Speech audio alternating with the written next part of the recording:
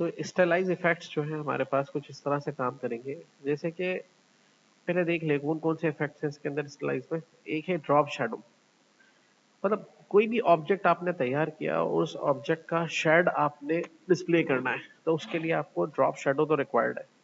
Let suppose आपने ये एक ऑब्जेक्ट तैयार किया, इसमें ये सर्किल बना देते हैं इसके ऊपर, और इन दोनों को हमने रखे इस तरीके से,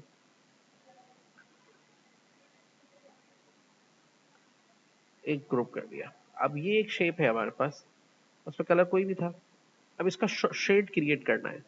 शेड क्रिएट करने के लिए स्टाइलाइज में जाके आप ड्रॉप शेडो को इजीली यूज कर लें। यहाँ पे प्रीव्यू ऑन कर लें, ठीक है, ये इसका शेड दे देगा। शेड आपको समझना है कैसे देगा कि एक एक्स ऑफसेट है और एक वाई ऑफसेट है। एक्स जो ऑफसेट है वो यहाँ से पॉजिटिव एंड नेगेटिव वैल्यू दोनों को फॉलो करेगा। वाई ऑफसेट जो है वो यहाँ से पॉजिटिव एंड नेगेटिव वैल्यू दोनों को फॉलो करेगा।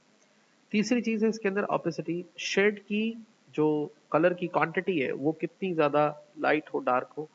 जैसे कि अगर इसको आप बढ़ा के ले जाते हैं 100% पर, तो ये कुछ इस तरह से बनेगा, ठीक है। और इसको अगर हम कम करेंगे 25% पे, तो ये कुछ इस तरह का बनेगा, ठीक है। इसी तरह से ब्लर, मिसाल के तौर पे अगर आप इसको 100% कर रहे हैं, 200% कर रहे हैं और इसका ब्लर रेट 0 कर रहे हैं, तो बिल्कुल भी ब्लर नहीं करेगा, बिल्कुल इस तरह से शार्प एजिस के साथ क्रिएट हो जाएगा। अब जितना ब्लर करेंगे, जैसे 10 पिक्सल पे ब्लर करेंगे इसको आप, तो ये इतना करेगा। 20 पिक्सल्स पे ब्लर करेंगे आप, तो ये इस तरह करेगा। तो इस तरह से ब्लर रेट जितना आप इसका एक्सटेंड करते जाएंगे, उतना ये आगे पीछे बढ़ता चला जाएगा, ठीक है।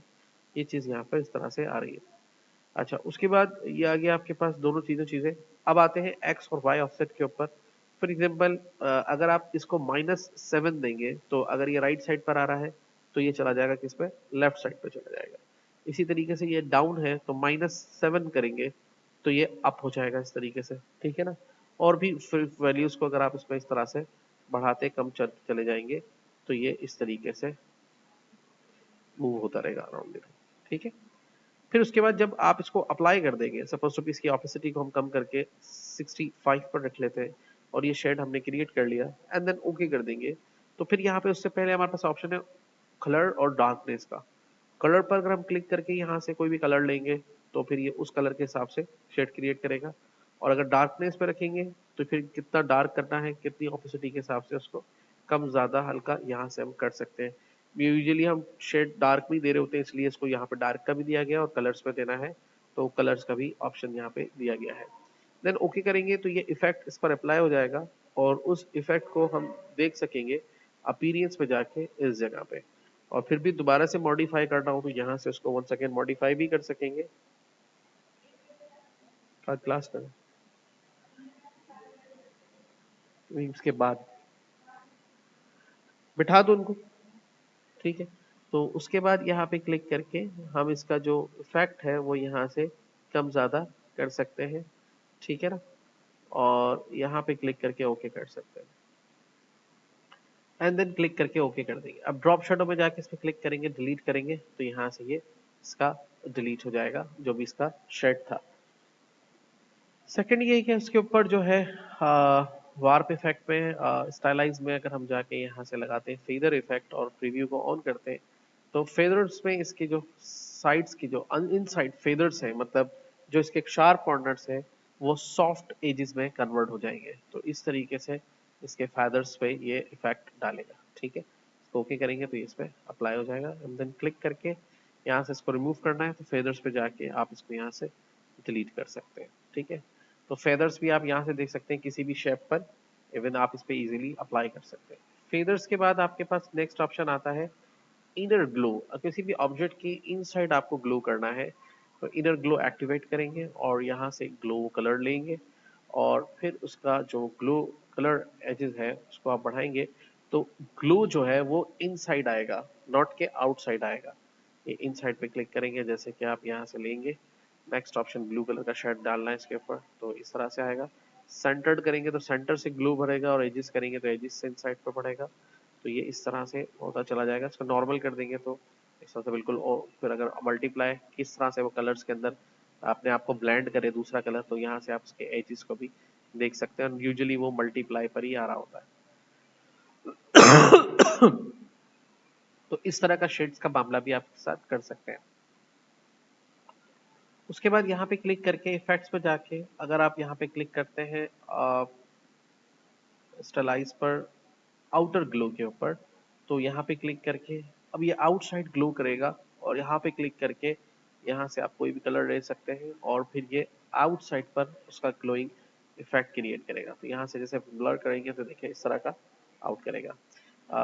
इसको भी ओके करने के बाद आप एडिट कर सकते हैं यहाँ से जाके दोबारा, और रिमूव करना चाहें तो यहाँ से रिमूव कर सकते हैं। इनर आउटर के बाद आपके पास आता है स्टाइलाइज के अंदर, फिर है राउंड कॉर्नर्स। यूजुअली ये फीचर इलिस्ट्रेटर CS6 में था, क्योंकि CS6 में ये वाला फीचर हमारे पास नहीं था, ये वाला ठीक है।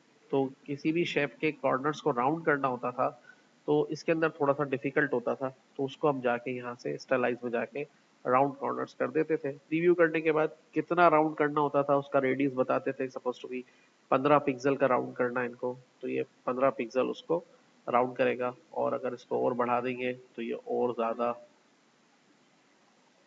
ठीक है, कितने राउंड करने कॉर्नर्स को यहाँ से आप इसको डिसाइड कर सकते हैं। ठीक है, क्लियर हो गई।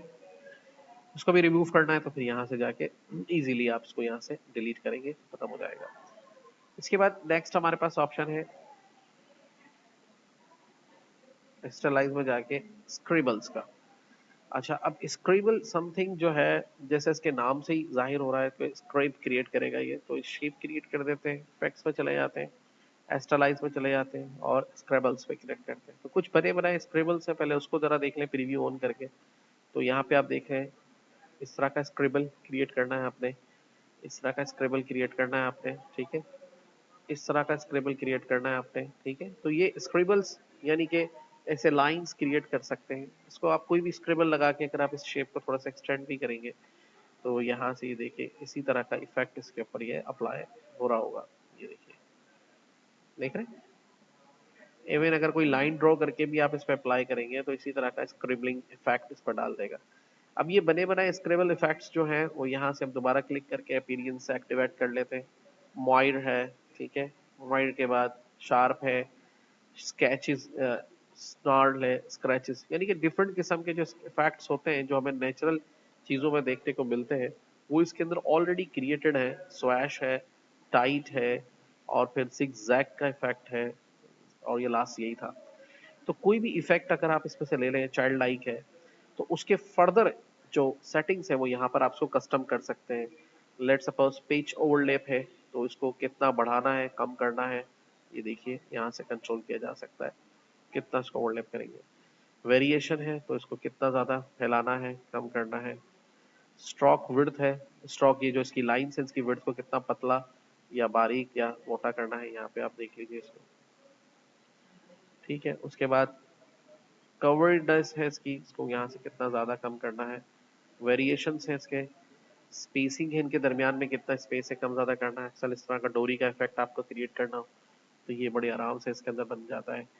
वेरिएशंस है इसके अंदर, कितने वेरिएशन डालने हैं उसके अंदर, मतलब स्पेस तो दे दिया लेकिन कितना वेरिएंट करना है एक दूसरे से, यानी कि एक जो राउंड है दूसरे राउंड से कितना वेरिएंट करें वो यहाँ से आप डिसाइड कर सकते हैं। एंड देन एंगल पोजीशन भी आप इसकी चेंज कर सकते हैं, इस एंगल पर हो, इस एंगल पर हो। इसको देख क्लिक करके ओके करेंगे तो बिल्कुल एक जस्ट ओरिजिनल इफेक्ट आपको यहाँ पे देखने को मिलेगा।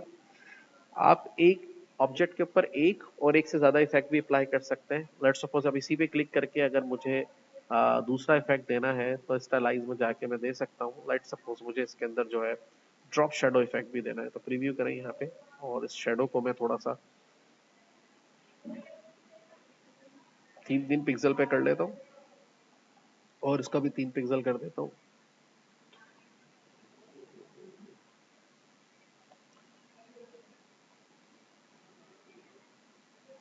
ठीक है, एंड देन क्लिक करके जैसे इसको ओके करेंगे तो ये देखिए इसके ऊपर दो इफेक्ट्स इस तरह से अप्लाई हो जाएंगे।